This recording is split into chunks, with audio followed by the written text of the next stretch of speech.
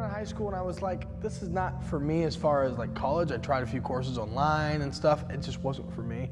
And so I did a big dive down and I was like, what should I do? I can work the 9 to 5, keep that going for a little while, or I can make an investment into my future, into my dreams, and see where that takes me. I might end up homeless, but you know, it happens. I'm young, let's try it.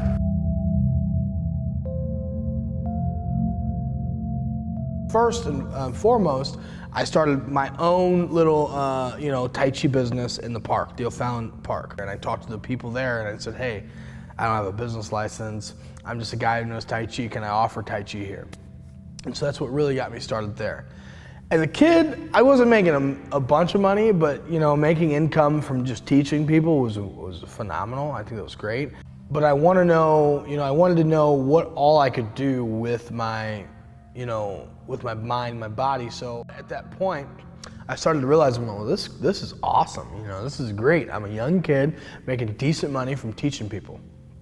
And so that's really the beginnings of where I saw my entrepreneurship step forward.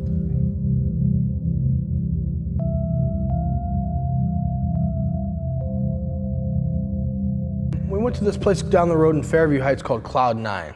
They're a coffee shop. I was thinking to myself, I'm like, a coffee shop? This is wild. Let's throw some parties here. Let's throw some shows here. And that was so profitable that we started to venture into maybe hooking up artists.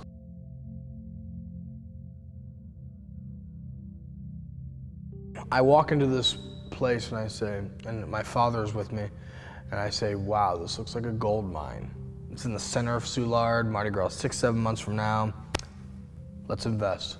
Let's make an investment in this place. We actually had Project Pat play there from 3 6 Mafia, JR, a couple bigger artists as well, and hosted a lot of shows. We've capped out the place, and we've had cosplay parties and bigger artists and famous people play there. After Mardi Gras, man, we got out of it and we invested in our Paradigm and the 5 Elements Fitness. So it really turned out to be profitable, wonderful, and a great experience for a 24-year-old kid.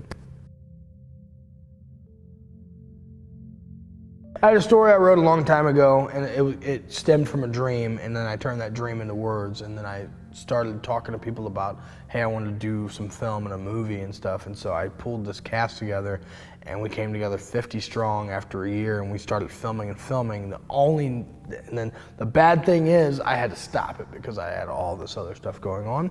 So yes, we do plan to come back in the future and finish our series, because we were talking to people like Take 5 Productions and Netflix and other things like that were more interested in our film. But you have to take a halt, and that's when I learned the big kick in the butt, like you can't take on the world by yourself. 1, 2, 1, 2, 1, 2. Owning your own business is not easy. My advice for people that are getting into this, entrepreneurship, or just their own business, or trying to make that, beeline to success, the main thing is do not become overwhelmed with stress. A couple things motivated me. I worked at Walmart, which overnight as a custodian. A lot of you guys might not know that. I cleaned toilets and I mopped. When I worked there, I saw this one person, and they were fine with what they were doing, which is cool. People are content, but they were 60-something years old and they were doing the same thing I was doing. And I looked at myself and I'm like, that's not me. I can't be that guy. That's okay for him. He's making his money, he's doing his thing, but I can't be that guy. That reflected hard in my eyes, and I was like, this is not gonna happen to me. So I quit. And I was like, you know what? I quit. I'd rather be homeless and poor while building my dreams.